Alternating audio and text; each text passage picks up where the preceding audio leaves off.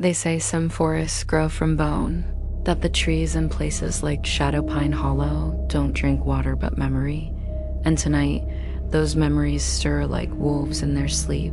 It begins with a wind, not the kind that rustles leaves or whispers secrets. No, this wind screams. It tears through the pines like a warning cold, sharp, alive, the kind of wind that carries stories, old ones, bloody ones, above.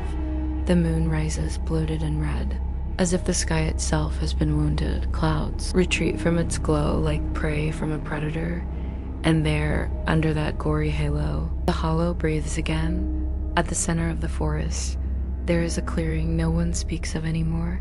Once, it was a place of gathering, a ring of stones older than any church. They say 13 tribes came here once to stop a war that had no name, to bind what could not be killed. They made a pact, a blood vow, signed with claw and fang, and then they buried it beneath the earth, hoping history would forget what horror they caged. But the earth, it remembers tonight. That buried horror stirs, not as memory, as motion. A pulse ripples through the ground like a heartbeat. The moss trembles, the trees lean in, and beneath the altar stone worn smooth by centuries of silence, a glowing vigil begins to awaken, a symbol divided, one half fang, one half claw, two ancient bloodlines fused by war and betrayal. The sigil burns bright, and the challengers answer. The first to arrive moves like a beast wearing a man's skin, broad-shouldered, barefoot, his breath fogging in the cold. His chest heaves with restrained fury, muscles taut, eyes sharp. His name is Kale. He doesn't flinch as the trees part for him, doesn't pause when the ground beneath his feet starts to throb with old magic. He's been walking toward this night his entire life. He stops at the center of the clearing, just before the sigil. A scar runs down his back, a silver burn, from a blade he never saw. His fists clench, not from fear, from memory. Moments later, she arrives. No sound, no scent, just presence. She's dressed like mourning, all black folds and shadow-hugging silk. Her face is porcelain smooth, untouched by age or guilt, eyes sharp enough to cut glass. She doesn't walk into the clearing, she claims it. Her name is Celine, Crimson Court, highborn vampire. She hasn't walked among mortals in over a century, but tonight she walks for war. Kale's gaze doesn't waver, neither does hers. She speaks first. Her voice is cold honey, slow and deadly. You came alone. Kale's voice is gravel soaked in blood. I don't need a pack. A smile curls at the corner of her lips. Not joy, anticipation. They always say that. She purrs before they die. The ground hums louder. The sigil beneath them flares like a wound torn open. Neither moves. The air between them thickens, warps, as if reality itself fears what's about to happen. Above, the blood moon pulses. Kale's fingers twitch, his breathing quickens, not from fear, from restraint. The beast inside him claws at the walls of its cage. It wants out. Celine tilts her head, studying him like prey. You're younger than I expected. She says, I'm old enough to end you, he growls. Do you even know why you're here? She asks. Kale's jaw tightens. To finish what you started, Celine chuckles. Oh, little wolf, you don't even know the story, do you? I don't need your version, he snaps. I've got the scars to prove mine. For the first time, Celine's smile fades. The wind howls louder, trees groaning like dying gods. The clearing becomes a battleground. Not of weapons, of destinies, fang and claw, past and present, rage and precision, bound by blood, betrayed by time. As the sigil burns brighter, the ground cracks at its center. A fault line, ancient and alive. Kale steps forward, his body already starting to twitch. The change is coming, inevitable. Celine's eyes flash crimson. Her nails extend like obsidian knives. She does not blink, and the forest watches. Because the pact is broken, because the moon has bled, because one of them must die. The wind changes, not the direction, the texture. It thickens, sours, carries something unnatural like the scent of copper and the echo of footsteps that don't belong to either of them. The forest seems to lean in, every branch holding it. Breath, Kale notices it first. His ears twitch before his thoughts catch up. His B-side, the part he usually drowns in alcohol and rage, surges to the surface like a shark catching blood. He sniffs the air once, twice. Something is here. Not Celine, not him, something older. Celine senses it too. She doesn't speak, but her eyes flick to the shadows behind Kale. She doesn't see anything, but vampires don't need sight to feel when something ancient awakens.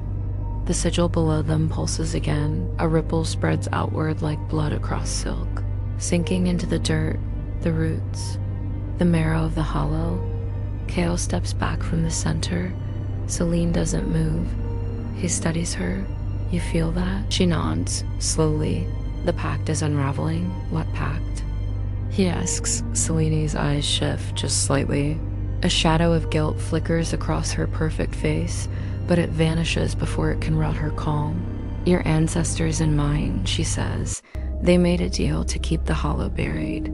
That deal wasn't just a truce, it was a seal. Kale's fists clench. You knew. She nods. We all knew. We just never expected a hollow blood to survive. Kale flinches at the word, hollow blood. He hates it. It tastes like metal. It carries screams in its syllables. His tribe's name after they were butchered, betrayed, cursed into extinction by vampires who feared their strength. You murdered them. No, Selene says softly, we sealed them. The ones who couldn't be reasoned with. The ones who turned. Kale steps closer, trembling with fury. You made them monsters. And then you buried your mistake. A branch snaps in. The woods, not far, sharp, deliberate. Both whip around, not at each other, but toward the trees. No deer moves like that. No wind breaks limbs, whatever it is. It's watching. Celine narrows her eyes. The hollow's calling. Kale's breathing becomes uneven. His heart hammers faster, not fear. Something deeper. Something cellular, something's in me, he growls. I can feel it waking up. His hands tremble. His nails lengthen slightly without meaning to hold it back. Celine warns, trying, he spits. It wants out, not yet, she says. If you change now, it'll consume you. Kale grits his teeth. His skin ripples, veins bulge. His spine curves slightly as if coiling for a strike. I've been holding it back my whole damn life. He snarls. I was 10 when the change started. Alone in the cold, I howled, and no one came. The village threw silver at me from the shadows. They didn't even give me a name, just a cage. Celine's expression shifts. Not pity, recognition, that's why you're strong, she says. You learn restraint. He scoffs. No, I learned pain. Another snap, this time closer. A whisper rides the wind. Kale's head jerks around. Did you hear that? Celine nods, a voice, faint, young Kale.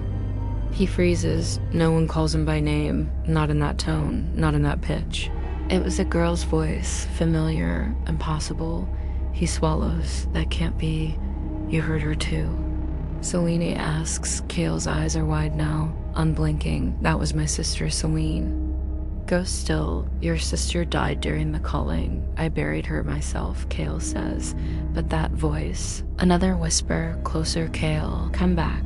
The sigil pulses violently. A ring of energy cracks the earth around it. The light flickers red, then purple, then black, and then silence. Celine pulls her blade. Kale crouches low, trembling with effort. His claws start to extend again. He can't stop it. Something's coming, he growls. Celine backs toward the edge of the circle. Something's already here. From the trees, a shape steps forward, just out of view, just far enough to remain shadow. Small, childlike, eyes glowing faint white. Kale's heart twists as still he whispers, no. The figure tilts its head. The voice that comes is hers, but not hers, Kale. You left us. He takes one step forward, instinct, regret. Celine grabs his arm. It's not her, I know, he says, but it wears her face. The child thing vanishes. Kale drops to one knee, breathing hard. The transformation is boiling just beneath the skin now. Celine stands above him like a monument of restraint. You're not ready, she says.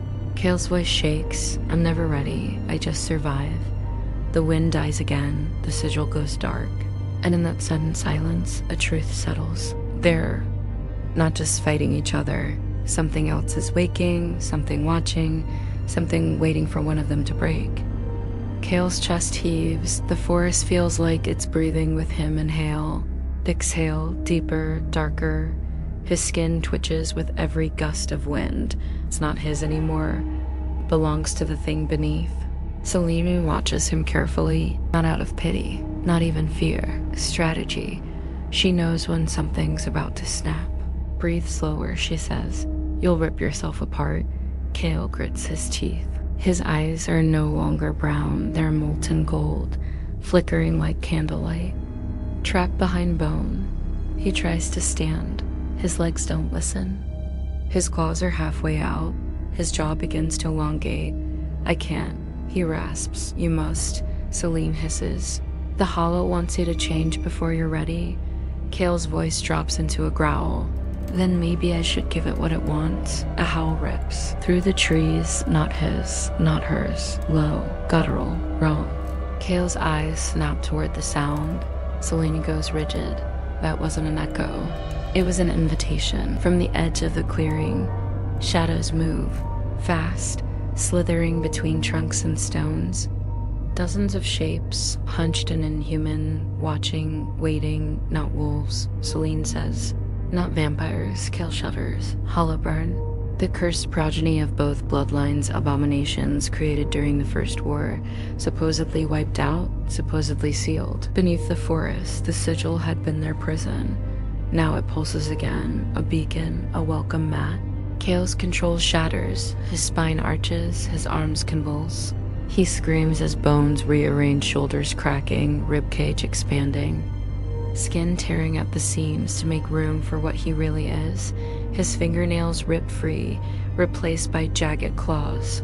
His teeth stretch into ivory spears, fur bursts from flesh like thorns from soil. His nose caves inward, replaced by a snarling snout. The werewolf is born again, taller than a man, broader than a bear, faster than fire. His roar shakes the trees. Selene steps back, blade raised. Control it. She whispers, or I will. Kale lunges. Not at her, at the trees, at the Hollowburn. The first of them steps forward, gray-skinned, fang-mouthed, spindly limbs ending in hooked claws. It hisses. Kale hits it like a freight train, tearing it in two before the others react.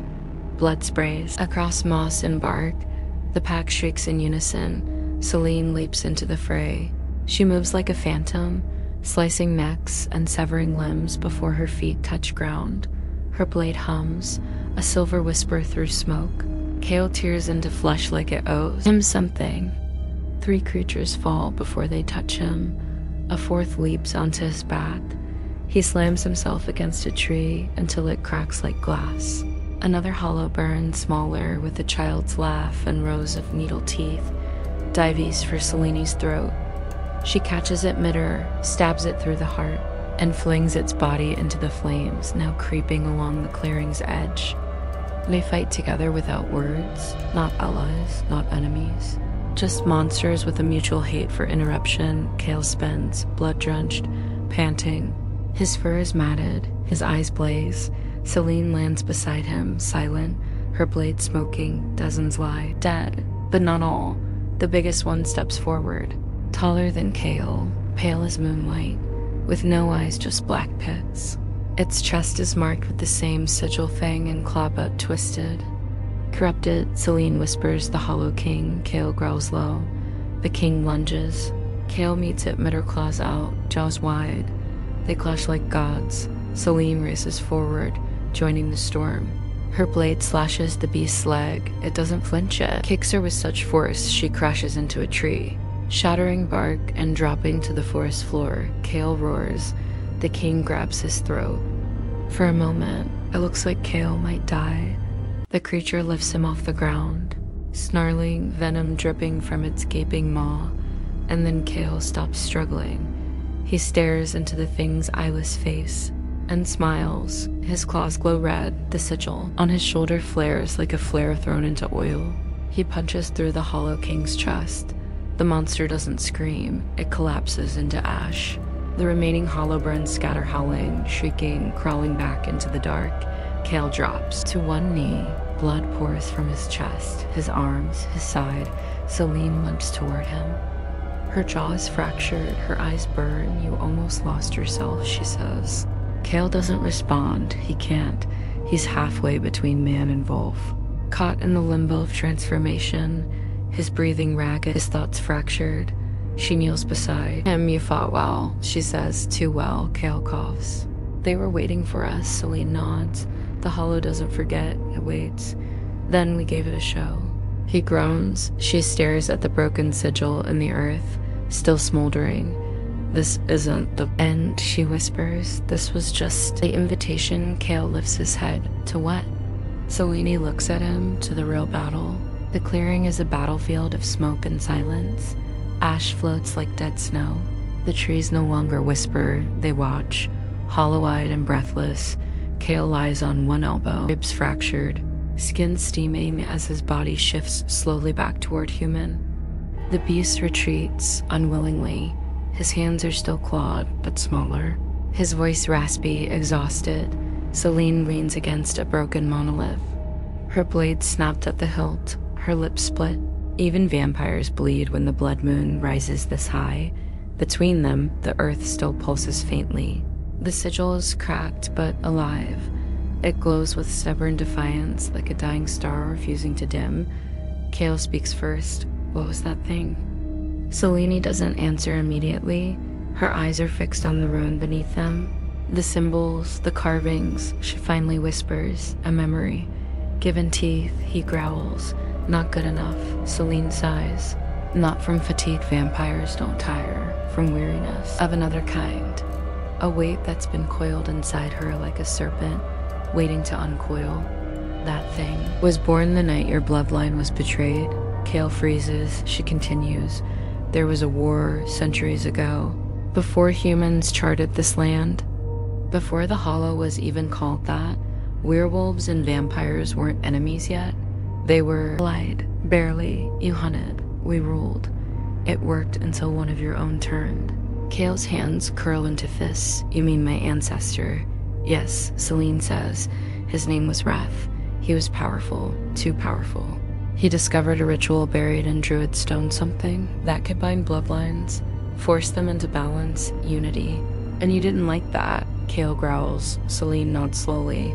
Because unity would mean the end of Dominion. The vampires would no longer be Apex, so you killed him? No. She says softly, we used him. Kale's eyes narrow. We let him complete the ritual.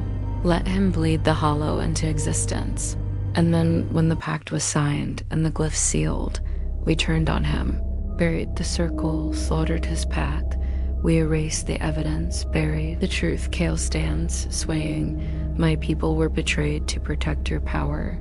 Celine looks up at him, no longer proud. Yes, his eyes burn amber again. His claws itch forward. And now you expect me to fight beside you? I expect you to survive, she says, because if you don't, the Hollowburn will rise again. And this time, they won't stay inside the trees. Kale walks toward her. One step, two. His foot crunches bone. Why tell me this now? He growls because you needed to know what you are, Celine says. What I am. He spits. You are not just a survivor, she says, standing tall again. You are the last heir of the ritual, the final thread holding the Blood Moon pact together. Kale stares at her, then break. As she steps closer, eyes burning red now, I did. The moment I walked into this clearing, Kale stiffens, the sigil pulses violently. A sound like thunder rips through the clearing. From the woods, 1,000 eyes blink open, Hollowburn, stirring, rising. Crawling from root and ruin, Celine doesn't move. Kale breathes like a man carrying fire in his lungs. You played me, he says no. She says, I delivered you to your blood, to your purpose, Kale snarls. I'm not your weapon, no, she whispers. You're everyone's consequence. The sigil explodes. Light and ash spiral upward in a vortex of crimson fire. Kale is lifted off his feet, hovering, screaming as energy rips through his body. Selene falls to one knee. Shielding her face, the forest quakes. The hollow is fully awake now. Kale crashes back to earth naked, smoking, breathing like a beast reborn. Selene crawls toward him. There's no more pact, she says. There's only war. Kale's eyes open, not gold, not brown, crimson. The blood moon burns overhead, casting everything in a violent shade of crimson. The sigil at the center of the clearing has fractured open like a wound. From it, they crawl, hundreds of them, limbs too long, mouths full of bone, eyes glowing like dead stars. The hollow burn. They emerge from the trees like shadows that learned how to bite. Selene is first to stand. Her fangs are fully bared. Her remaining dagger is gripped tight, but she's outnumbered, outflanked. Even she, the crimson seer of the vampire courts, feels the cold grip of something close to fear. Kale stirs behind her. His body still sizzles from the sigil's backlash. But when his eyes open crimson and glowing, he doesn't speak. He growls, then he stands. And he doesn't stop standing, taller, broader, changed. This isn't the werewolf that lunged before. This is something new, fur dark as scorched earth. Muscles corded with black veins, eyes no longer golden, but deep, radiant red. The glyph now scorched into his chest like a birthmark of rage, the final hollow blood reborn under the broken pact. One of the hollow burn shrieks and charges. Kale catches it mid-lunge and rips it in half. The clearing erupts. Selene moves like smoke twisting. Stabbing, vanishing, but the hollow burn have adapted. They leap higher, strike faster. One lands on her back, sinking claws into her shoulder. She spins, severs its spine, and hurls the body into the fire, spreading at the edge of the circle. Kale is unstoppable. He doesn't fight like a werewolf. He doesn't stalk or swipe or howl. He hunts like war incarnate. His claws tear limbs from sockets. His jaws crush skulls. Every step he takes leaves a crater in the earth, but the hollow burn keep coming 10, 20, 50. Each new one hungrier than the last. Selene stumbles, blood spilling down her arm. A claw slashes her thigh. Another catches her across the ribs. She falters. And then Kale is there. He doesn't speak. He doesn't look at her. He simply plants himself between her and the swarm and begins to kill. It's not graceful. It's not precise. It's wrath raw, primal, poetic in its brutality. His roars shake the canopy. His claws blur into weapons of divine retribution. Hollow burn fall by the dozens, torn apart before they can scream. Selene, staggering, finds shelter behind a broken stone. Her vision flickers. She watches Kale tear through the enemy like a storm that only knows one word: vengeance. She whispers it aloud. He's not just a wolf anymore. No, he is what the sigil was meant to birth. Not balance, not peace, dominance. The last hollow burn, the one wearing a crown of bone, steps forward. Towering, ancient, its body etched with runes long forbidden. It roars not with a mouth, but with a voice in the mind. Selene hears it. So does Kale. Blood must bind, or blood must drown. Kale doesn't hesitate. He charges. The crowned hollow burn meets him head on. Their clash is seismic. The shockwave levels trees. Selene is thrown backward. Colliding with stone, Kale grapples the monster, fangs tearing, claws digging, but it matches him in strength. Then it does something else. It speaks too. Kale alone. You are one of us, Kale snarls. I'm what happens when you fail. The creature plunges its claws into Kale's sides. He doesn't cry out. He grabs its throat and crushes it. The crowned hollow burn implodes, bones shattering, glyphs bursting into sparks. The rest scatter, fleeing into the night. Kale drops to one knee, panting. Soaked in blood, none of it his. The clearing is silent again. But not peaceful, never peaceful. Selene drags herself to her feet, limping. She stands behind him. Dagger in hand, Kale doesn't turn. If you're going to do it, he says, make it clean. She hesitates. Then lowers the blade. Not tonight. He rises, towering. Broken but unbowed, they stand in the ruin together, surrounded by ash, corpses, and a shattered pact. What now? Selene asks. Kale turns to her, eyes still glowing. Now we choose, she frowns. Choose what? Whether we end the war? He looks down at his clawed hands, soaked in blood, or become it. The hollow is burning, not with flames, but with revelation. The sigil has faded now. Its glow spent, the pact it guarded, shattered. The earth lies broken in its center like a mouth that's forgotten how to close.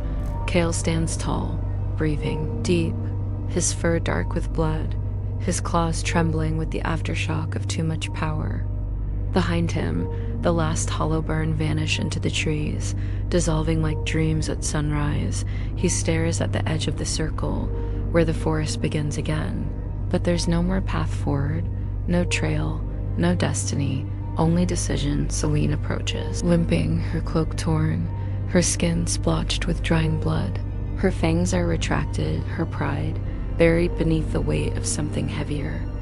Kale doesn't look at her. You didn't kill me, he says. I considered it. She replies, I would have let you, I know. Silence stretches between them like the stillness after a scream. You were never meant to survive, Selene says softly. Your bloodline was dangerous, too pure, too primal. We feared it more than we feared extinction. Kale closes his eyes. You should have. I see that now.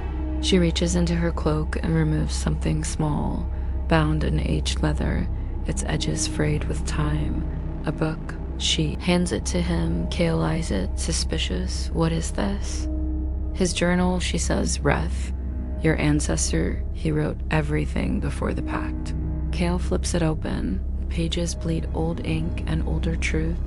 Symbols, names, rituals, and then his name, not Kale, but the name he was born with, one only his mother, whispered before she died in fire and silver. He runs a claw over the faded letters, and beneath them a phrase, to bind the beast is to name it, to free it is to become it. He closes the book. Selene's voice drops. The blood moon will rise again. In a decade, maybe less.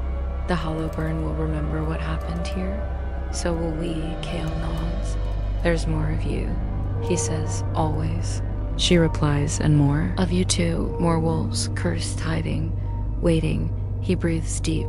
The scent of ash and iron, of endings. You want me to lead them? He asks. Selene doesn't answer. She doesn't need to. You still fear what I am, he says. No, she says. I fear what? You could become. Kale turns to face her fully now. He's still more beast than man. His eyes no longer glow. They burn. And what is that? He asks. Her voice is steady. The alpha of nothing or the king of everything. Kale looks to the sky. The blood moon is sinking now. The first threads of dawn creep along the horizon like guilt rising after violence. The fire in the forest dies down. The wind loses its sharpness, and Kale speaks. I'll lead them. Selene tilts her head. I'll gather the broken. He continues. The cursed, the ones you left behind. He steps toward her. But not to serve your war, or theirs. I'll lead them out of the hollow, away from blood, if I can, and if you can't. She asks. Kale smiles, teeth white as bone. Then they'll follow me into it. Selene studies him for a long time, and then for the first time she bows her head, not in submission, in recognition. You are your ancestor's vengeance, she says, but also his hope. Kale turns away. He walks toward the trees. Every step leaves a mark in the earth that glows faint red. Where will you go? She calls. He doesn't turn wherever the moon calls next. A howl splits the silence, not from Kale, from the woods beyond. Another werewolf, then another, then another. He smiles. The pack is already gathering somewhere beyond the hollow. The world stirs, and its monsters stir with it. Selene sheathes her blade. For now, behind her. The sigil flickers one last time. A new mark appears. Fang, claw, flame, 3 pieces intertwined. The beginning of a new pact. Written not in blood, but in choice. Dawn creeps like regret. Not fast, not bright, just inevitable. The sky over Shadowpine Hollow shifts from red to bruised violet. The blood moon shrinks, no longer a tyrant, just a fading wound in the heavens, and beneath it, Silence settles, not peace. Silence, like a room after the screaming has stopped, but the walls still remember. The battlefield is empty, no bodies, no fire, only ash, ash where the sigil once burned, ash where Kale once stood, ash settling into the cracks of stone and root, as if it's always belonged here. A crow lands on a branch and says nothing, even it dares not speak, somewhere far from the hollow. Footsteps echo bare feet on wet leaves, Kale, no longer monstrous but not human either. Something between, something becoming, his shadow stretches long and Lupin behind him. But his gait is steady, his eyes unseen still carry crimson memory. He does not look back. Behind him, the forest reclaims its shape. Trees twist, moss swells, vines curl over stone. The altar at the center of the hollow closes like an old wound. The sigil, though cracked and scorched, pulses faintly once more, its light now softer, steadier, something new. Something waiting, not to be broken, but to be chosen. Celine remains. She stands at the forest's edge, cloak torn, eyes distant, watching where Kale vanished. Her wounds have healed, but not all. Some cuts leave no blood, only understanding. She turns away, walking the opposite direction, toward shadow and city and whispered court. Two predators. One path split for now. The camera would fade here, but the hollow never does. There's a moment, just a flicker, where the air changes again. A heartbeat too long, a chill that slides down the spine like a claw, and in that flicker, if you listen carefully, you hear it, not a roar, not a scream, not even a whisper. Breath from beneath the roots, from deep inside the ground, like something old, just inhaled. The pact may be broken, but the hollow is not done, not yet, not ever. And when the next blood moon rises, it won't ask who's ready, it will ask who remembers, and only the cursed will answer, share, and subscribe. Because next time, the howl may come for your street. Drop a wolf if you'd follow Kale, drop a bat if you'd stand with Celine, but choose quickly. The moon doesn't wait, and for those who hunger for more, step deeper into the shadows. With our ultimate werewolf horror playlist linked in the description below.